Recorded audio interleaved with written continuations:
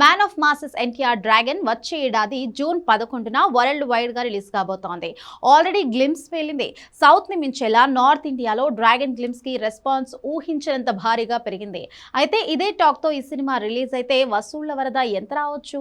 KGF 2 మూవీకి 1400 కోట్ల వసూళ్లను రాబట్టిన ప్రశాంత్ నీల్ ఈసారి అందుకు డబుల్ ఇంపాక్ట్ క్రియేట్ చేస్తాడా? నార్త్ ఇండియాలో ప్రభాస్ ని మించేలా ఫ్యాన్ ఫాలోయింగ్ ఎన్టీఆర్ కి దక్కుతోంది కాబట్టి ఈసారి 2000 కోట్ల రికార్డు బ్రేక్ అవ్వడం పెద్ద విషయం కాకుండా పోతుందా? ఈ డౌట్లని మించే డౌట్ ఇది కూడా 2 భాగాల మూవీనే అయితే ఇప్పుడు పరిస్థితి ఏంటి? వారణాసి వసూళ్ల అంచనా 5000 కోట్ల నుంచి 10,000 కోట్లు. ఆ నంబర్ని డ్రాగన్ మూవీ చాలా తేలిగ్గా సొంతం చేసుకునేలా ఉందా? ప్రాక్టికల్గా మార్కెట్ని అంచనా వేస్తే డ్రాగన్ రిజల్ట్తో రీసౌండ్ చేసే రికార్డ్స్ అసలేంటి? Have a look.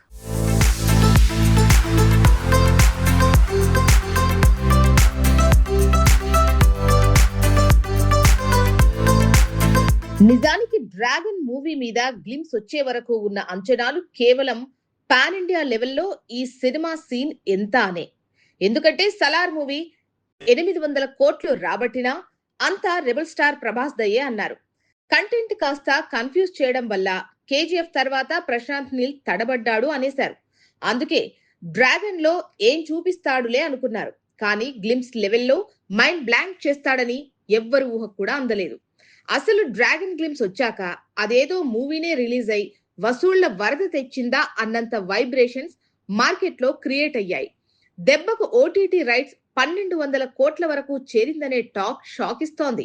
అయినా 6 నెలల క్రితం డ్రాగన్ ఓటీటీ రైట్స్ 550 కోట్ల నుంచి 650 కోట్లనగానే దేవర టోటల్ వసూళ్ల డ్రాగన్ ఒక్క ఓటీటీ రైట్స్ తోనే వచ్చేలా ఉన్నాయని అంతా అనుకున్నారు.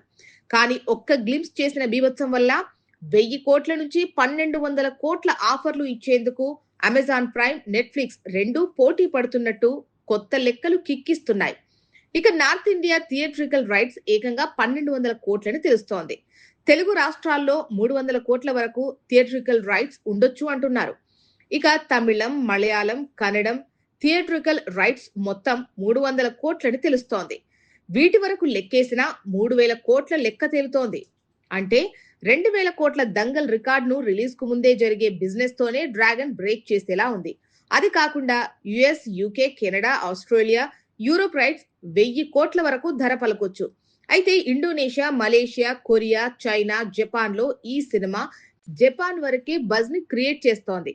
మిగతా దేశాల్లో రిలీజ్ అయ్యే టాక్ కిక్కిస్తే అప్పుడు లెక్కలు మారచ్చు. ఎందుకంటే జపాన్ లో ఎన్టీఆర్ కు ఫ్యాన్ బేస్ ఉంది. కానీ చైనా, కొరియా, ఇండోనేషియా లాంటి మిగతా సౌత్ ఏషియా కంట్రీస్ లో పెద్దగా తన సినిమాలు పరిచయం లేదు.